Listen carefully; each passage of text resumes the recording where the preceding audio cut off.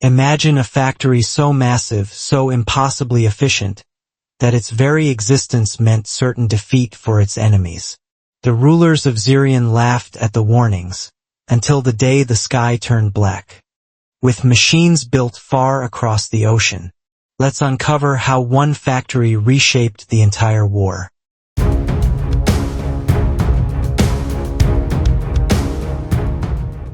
On April 26, 1943, in a dim wood-paneled office deep inside the capital of Reingrad, Admiral Albrecht Voss, chief of the Verdenstab, the military intelligence service of the Zyrion Empire, held a single sheet of paper in his gloved hand. It was thin, unassuming, and weighed almost nothing. Yet the information written upon it carried more destructive force than any 2-ton explosive device the Empire had ever produced.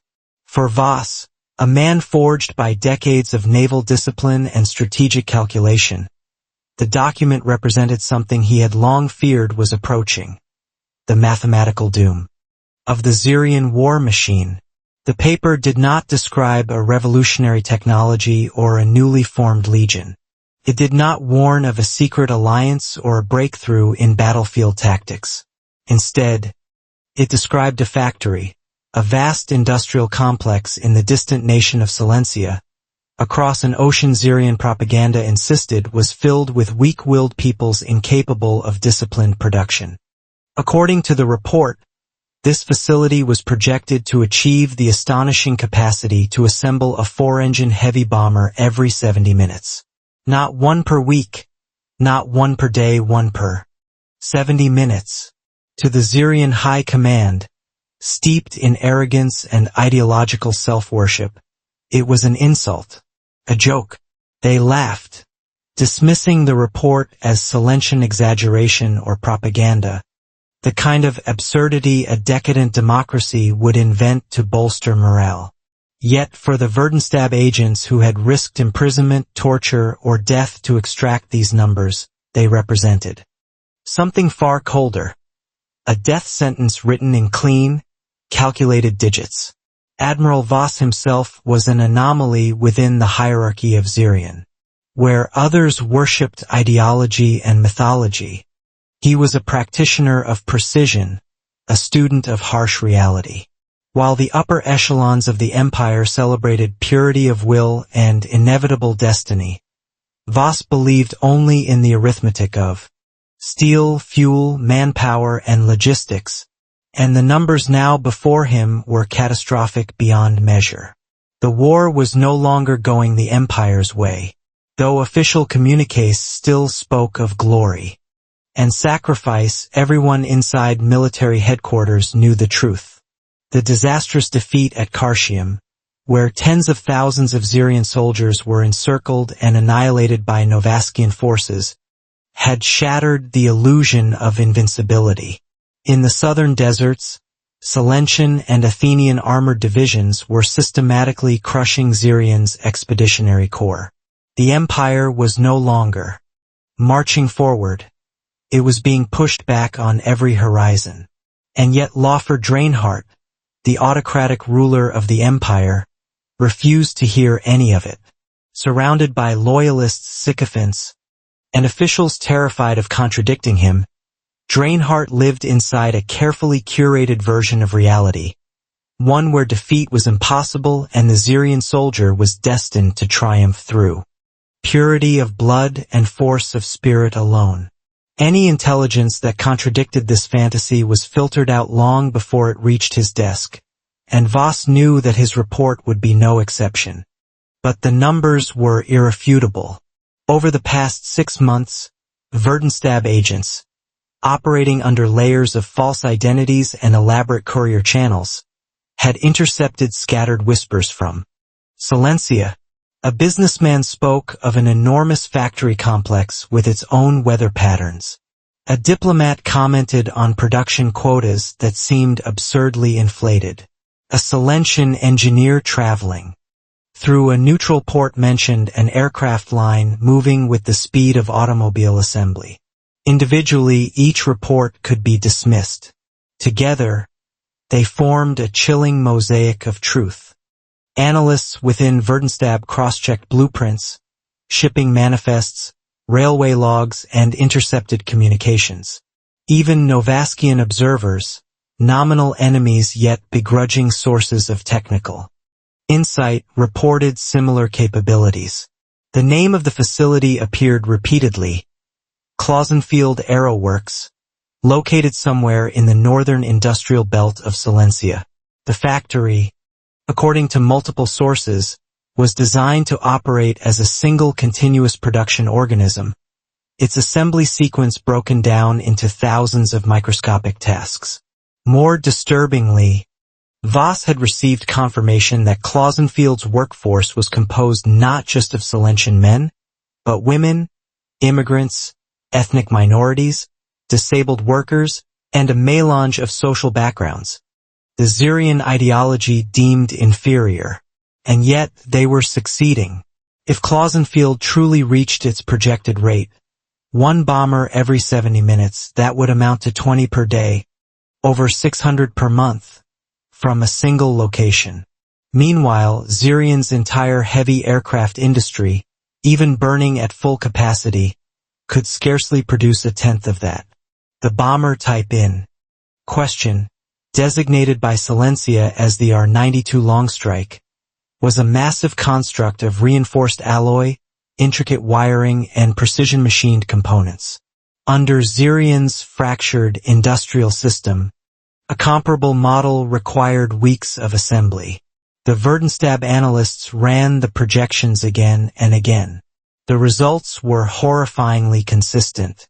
If the Solencians managed even half of the rumored pace, Zyrion would be overwhelmed not by tactical failure, but by industrial annihilation. There would come a day when the skies above Raingrad would darken as hundreds of long strikes swept across the horizon, bombing Zyrian cities, refineries, rail hubs, and armories faster than they could be rebuilt. And yet, Voss knew that presenting these figures to Draenhart would accomplish nothing.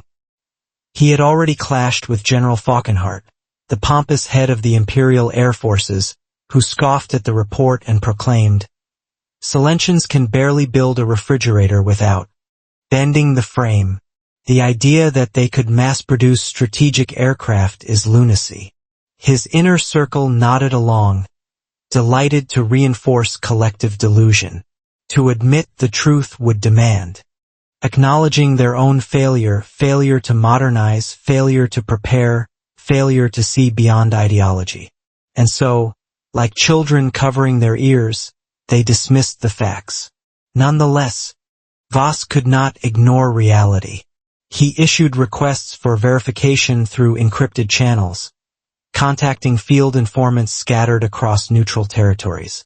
One courier, exhausted and half-starved after slipping through maritime patrols, delivered sketches of Klausenfield's main assembly hall, a continuous structure stretching nearly 1 kilometer, its ceiling supported by reinforced trusses and illuminated by thousands of overhead lamps. The production line, he claimed, even included a massive circular turntable to redirect unfinished aircraft through different wings of the factory without pausing the sequence. It was like nothing Zyrion had ever imagined. Even more disturbing was the workforce. According to multiple observers, Klausenfield employed over 50,000 civilians, nearly a third of them women, an unthinkable concept in Zyrion's rigid society. Another sizable portion came from ethnic groups the Empire deemed incapable of technical labor. Yet these workers, defying every assumption of Zyrion ideology, were completing tasks with machine-like precision. As Voss read and reread the report, he felt a tightening in his chest. Not fear, but a dreadful certainty. This was not just a military disadvantage. It was a civilizational imbalance. Zyrion believed strength came from blood and obedience. Solencia believed strength came from freedom and collective effort. And in the furnaces of industrial war, it was becoming clear which philosophy could build faster, adapt quicker, and endure longer. Voss understood what Draenhart never would. Modern war was no longer a duel of armies, but a confrontation between economies, between production lines, supply chains, and millions of coordinated hands working as one. And Zyrion was losing that war every hour. The intelligence report, distilled into its brutal essence, said only one thing: the Empire cannot win. Not now. Not ever. Yet this truth, Voss knew, would die the moment it reached the Imperial Palace. Draenhart would sneer at the idea that mongrel laborers could outperform the pure sons of Zyrion. His ministers would nod, terrified to contradict him. The cabinet would applaud his proclamations. And the war machine, blind and deaf to the real world, would continue staggering toward the abyss. Voss placed the sheet on his desk and closed his eyes. For the first time since the war began, he felt completely, utterly powerless. The truth was crystal clear, yet nothing could compel the Empire's leaders to see it. The Verdenstab could gather the finest intelligence in the world, but if those in power refused to listen, all information became meaningless. The sun dipped behind the rooftops of Raingrad, casting long shadows through the windows of Voss's office. The Admiral stared at the document one final time, feeling the weight of its implications settle heavily upon him. If these numbers are correct, he thought, then the war is already lost. Not because of defeatism, but because arithmetic has condemned us. And yet, he would have to bring the report forward. He would have to face Draenhart's fury and Falkenhart's mockery. He would have to watch the Empire ignore its own execution warrant. For the truth had arrived in Zyrion, but those who needed to hear it most would refuse to listen. Half a world away from Raingrad, on a rolling expanse of reclaimed farmland in northern Solencia, the impossible was taking shape. Where golden fields once swayed in the wind, now rose an industrial titan, Klausenfield Aeroworks, the factory that would alter the fate of nations. It was not simply a building. It was a manufactured continent of steel and glass, a mechanical organism beating with pistons, conveyor tracks, and the synchronized pulse of tens of thousands of workers. Solencian newspapers called it the Horizon Engine. Foreign observers called it madness. And the Verdenstab had come to call it the doom of Zyrion. Designed by the famed industrial architect Marvin Kellwright, Klausenfield's primary assembly hall was nearly 1 kilometer in length, a cavernous chamber so vast that early tours jokingly reported it contained its own atmosphere. The ceiling was a forest of girders and ventilation ducts, while the polished concrete floor glimmered under rows of high-powered industrial lamps. The hall was divided into hundreds of meticulously organized stations, some dedicated to riveting panels, others to installing wiring bundles, others to calibrating components of the R-92 Longstrike, Solencia's signature heavy bomber. Yet Klausenfield's genius was not its size, but its philosophy. Solencia's leading industrialists, emboldened by a culture that prized innovation over hierarchy, made a daring declaration at the start of the war: "We will build aircraft as easily as we once built motorcars." That declaration, widely mocked in Zyrion's military circles, became the foundation of the Klausenfield system. The R-92 bomber was broken down into subassemblies so small and specialized that a worker could be trained in hours to master a single task. One worker learned to drill 10 identical holes each minute. One worker aligned a panel edge with a precision jig. Another installed the same 4 bolts, 8 hours a day, 6 days a week. Repeating, refining, perfecting. The Solencians believed that complexity could be conquered not by genius engineers, but by ordinary people wielding simple tasks with extraordinary consistency. And the workforce itself was something Draenhart's ideology could never comprehend. At its peak, Klausenfield employed over 50,000 men and women. Nearly one-third were women. Many retrained from clerical work or domestic roles to operate heavy riveting tools or welding torches. Over 12% were ethnic minorities, immigrants, second-generation families, and groups Zyrion classified as industrial undesirables. Another 5% were workers with physical disabilities who had been integrated into stations tailored to their abilities. Every race, every class, every background labored side by side, united by wages, patriotism, or simple necessity. And the result threatened to shatter the balance of the war. In the early months, Klausenfield struggled. Misaligned components, delayed supply shipments, workers collapsing from exhaustion. Critics derisively renamed the facility Will It Start Aeroworks. But by mid-1943, something changed. The workers adapted. Supervisors refined task flows. Engineers corrected bottlenecks. And the monstrous line found its rhythm. Raw alloy entered one end of the facility. A completed R-92 long strike lifted off from the opposite end. The factory's signature turntable, a colossal circular platform over 20 meters wide, allowed partially assembled aircraft to rotate 90 degrees and continue down a lateral wing of the building, avoiding county zoning rules that had once threatened to triple Solencia's taxation fees. This tax wheel, as workers called it, became an engineering marvel in its own right. By the time the line stabilized, Klausenfield reached the number Zyrion had mocked as impossible. One R-92 long strike every 70 minutes. It was not propaganda. It was not an exaggeration. It was industrial warfare perfected. And the intelligence arriving at the Verdenstab headquarters grew darker with every courier report. A secret cable from a Solencian naval attaché to a neutral port described the factory as a relentless creature. Metal in, bombers out. A Novaskian merchant captain reported seeing freight trains, each loaded with identical bomber fuselages, stretching beyond the horizon. Even Zyrion's allies across the seas sent anxious notes warning that Solencia's manufacturing capacity was accelerating beyond imagination.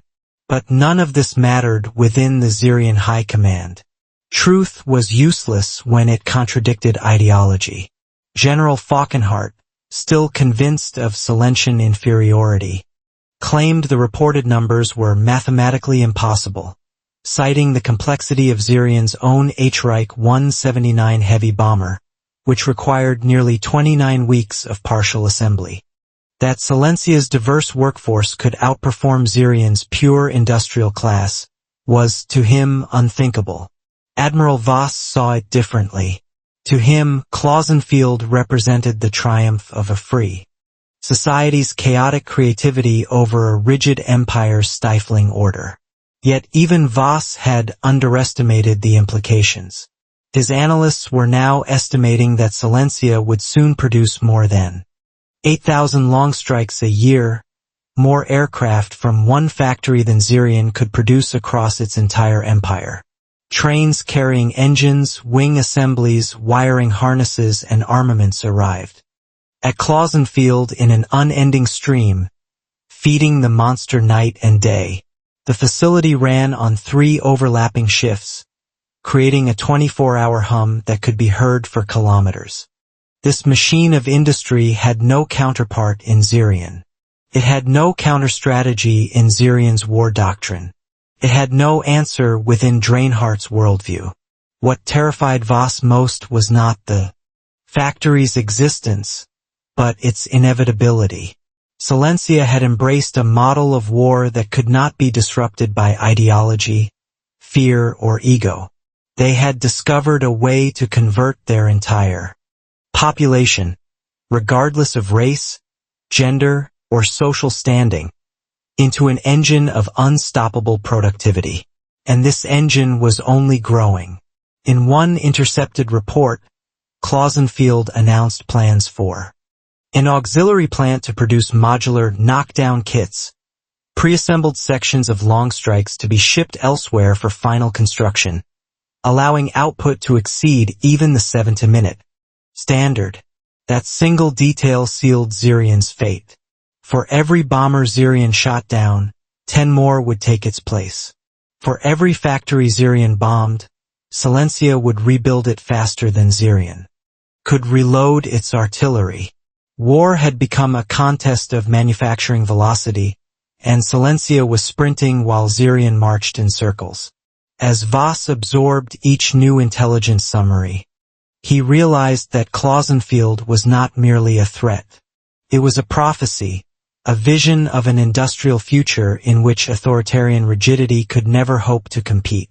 A future where the Empire's elaborate mythology was irrelevant next to the simple truth that diverse hands, united by purpose, could outbuild an empire of zealots. Zyrion did not lose because its soldiers lacked courage. It lost because its leaders believed courage mattered more than steel. And Klausenfield produced more steel than the Empire had ever dreamed possible. While Klausenfield Aeroworks roared to life across the ocean, inside the fortified government district of Raingrad, truth was dying a quieter death.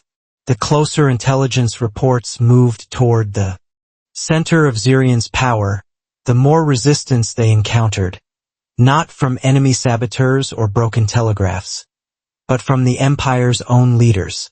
The clash that now unfolded was not between armies, but between reality and ideology, a battle that would decide the fate of millions long before any soldier fired a shot. Admiral Albrecht Voss, armed with his meticulously verified reports, prepared to present his findings to the individuals who could act upon them. Yet every step up the hierarchy brought him face to face with arrogance, delusion, and fear disguised as certainty. At the top of that pyramid stood General Helmut Falkenhardt, the flamboyant and self-proclaimed architect of Zyrion's aerial destiny. Falkenhardt, draped in medals earned more from political maneuvering than merit, reacted to Voss's first briefing with a booming laugh that echoed across the polished marble room. "One heavy bomber every 70 minutes? He scoffed, waving a hand as though brushing aside an annoying insect. "Solencians can scarcely manage a toaster without burning the metal. What's next, Voss? Will your spies claim they launch battleships from conveyor belts?" The officers around him snickered, eager to mirror their superiors' mockery. Challenging Falkenhardt was dangerous. Contradicting him in front of an audience bordered on career suicide. He had long built his influence on claims of Solencian incompetence, myths he had cultivated for years to justify Zyrion's strategic priorities. To acknowledge Voss's report meant acknowledging that everything Falkenhardt preached was a lie. But Voss pushed forward. "The data is consistent across 12 sources," he insisted. "Blueprints, estimates, eyewitnesses, even neutral nations have noted the expansion of Klausenfield Aeroworks. To ignore this is to risk." Falkenhardt slammed a gloved fist on the table. "You think I will allow the Empire to tremble before mongrel laborers? Before a rabble of women, cripples, and foreign stock? Absurd." His voice hardened into something colder. "And to bring such defeatist drivel into my office, Voss, I question whether your loyalty lies with the Empire at all." That statement was more than a warning. It was an accusation. In the world of Zyrion politics, where paranoia ran deeper than logic, it bordered on a death sentence. Voss left the meeting shaken, not by the threat, but by the realization that the man responsible for protecting Zyrian skies was willfully blind. Yet Falkenhardt's rejection was only the beginning. The next obstacle was higher, darker, and far more lethal. Loffer Draenhart, the supreme leader of the Zyrion Empire. Draenhart received Voss's report in the underground command complex beneath the Iron Citadel, a labyrinth of reinforced steel, radio chambers, and war rooms designed more for theatrical dominance than military efficiency. Entering Draenhart's presence was less a briefing and more a ritual, an audience with a man who believed himself the embodiment of destiny. Voss stood before him, flanked by guards in ceremonial black. Draenhart's pale eyes surveyed the Admiral with dispassionate curiosity, as if studying a curious insect. "You claim," Draenhart began slowly, "that Solencia, a fractured democracy, has surpassed the industrial prowess of the Zyrion Empire." "Yes, my leader. The numbers strongly indicate." "Numbers," Draenhart interrupted, his voice dripping with disdain. "Numbers are only as trustworthy as the hands that calculate them. And your hands, Admiral, have grown tremulous." Voss tried again. "Solencia has mobilized its entire population. Their productivity does not rely on blood or heritage, but on shared effort. That is why." Draenhart's expression shifted from irritation to contempt. "Shared effort," he spat. "A myth used by lesser peoples to disguise weakness. You would have me believe that a horde of deluded races can surpass the engineered excellence of Zyrion." Voss fell silent. He knew there was no argument Draenhart would accept, not because the logic was flawed but because Draenhart's worldview required rejection. Accepting the truth would shatter the ideological foundation upon which the entire empire was built. "Your report," Draenhart concluded, "is Solencian propaganda. Either you have been deceived, or you seek to deceive me." The guards took a step forward. Voss's heart tightened. Then Draenhart leaned back in his chair, smiling faintly. "I will choose to believe you were merely misled. See to it that you do not bring such fantasies into this chamber again." Voss understood the message. One more fantasy and he would be removed, quietly, permanently. Meanwhile, Falkenhart continued to sabotage every attempt to acknowledge the truth. He publicly dismissed Verdenstab intelligence as fearful exaggerations and statistical hallucinations.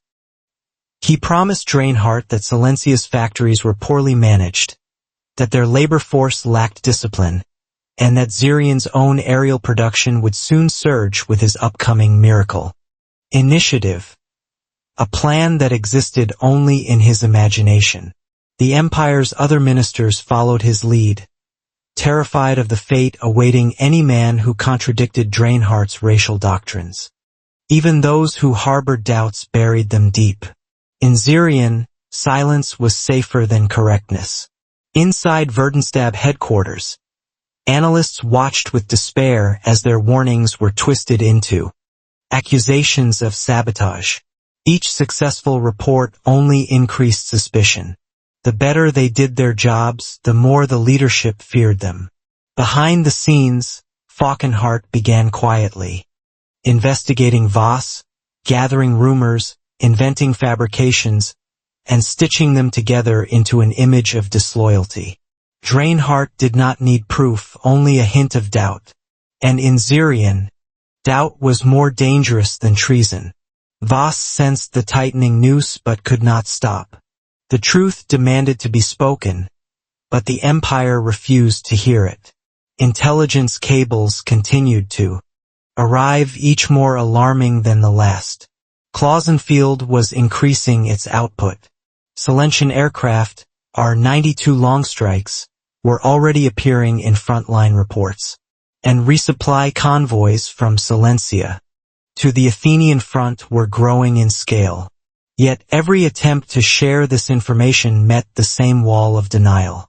And while Zyrion blinded itself, the storm above its skies gathered strength. Inside the Iron Citadel, Draenhart continued to dream of glory. Inside Verdenstab headquarters, Voss continued to drown in truth. Between them, the Empire drifted ever closer to destruction. Because truth does not cease to exist when ignored. It simply gains momentum. The truth Admiral Albrecht Voss had tried so desperately to deliver arrived in Zyrion not through memos, intelligence briefings, or intercepted cables, but through the thunder of engines and the shattering roar of bombs. By late 1944, the first great wave of Solencia's industrial might swept across the skies of the Empire, and the calculations Voss had warned of were no longer theory. They had taken shape as thousands of our 92 long-strike bombers, each stamped with a serial number born from the monstrous assembly lines of Klausenfield Aeroworks. The day the assault began, the people of Raingrad looked up and saw what appeared to be a shifting metal cloud blotting out the sun. It was not dozens of aircraft. It was not hundreds. It was an airborne continent, crafted by hands the Zyrion ideology deemed incapable of anything beyond mediocrity. The Empire's air defense network, already strained by fuel shortages and dwindling pilot numbers, collapsed under the sheer scale of the attack. General Helmut Falkenhardt, the architect of denial, had promised Draenhardt that Solencia would never be capable of such mass production. Yet the skies above Zyrion contradicted him with every passing minute. In the opening assault, the R-92 fleets targeted critical aircraft foundries in Nordhaven, destroying them within hours. The next wave struck.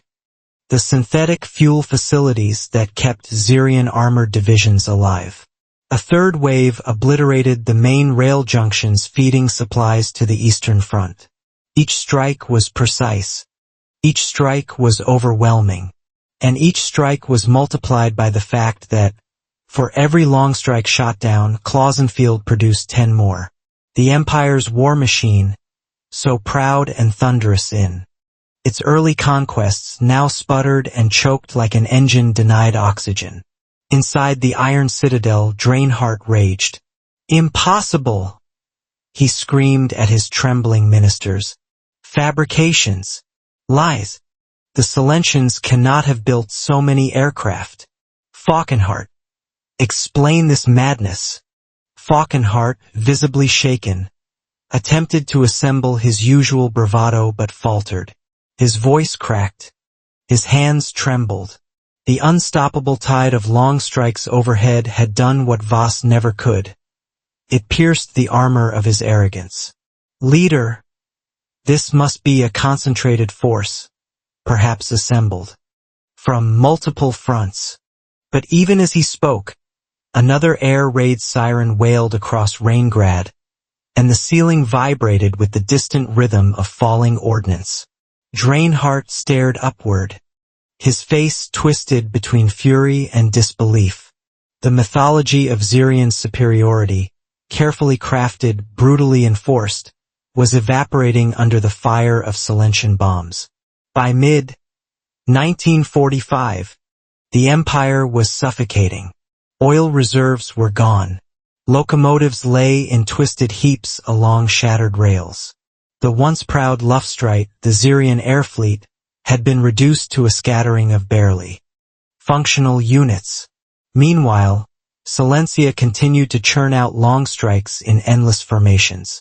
Reports confirmed that Klausenfield had surpassed 9,000 completed aircraft, along with over 2,000 additional modular kits sent to outlying assembly bases. One factory, one singular facility, had outproduced the entire Zyrion industry. And it was not finished. The collapse of Zyrion's air defenses opened the Empire to a final campaign of devastation. Industrial zones, oil depots, military academies, training fields, and ammunition depots were razed. The Empire's borders contracted as Allied forces pressed inward from every direction. The once unstoppable Zyrion legions, starved of fuel, ammunition, and replacement aircraft, devolved into pockets of desperate resistance.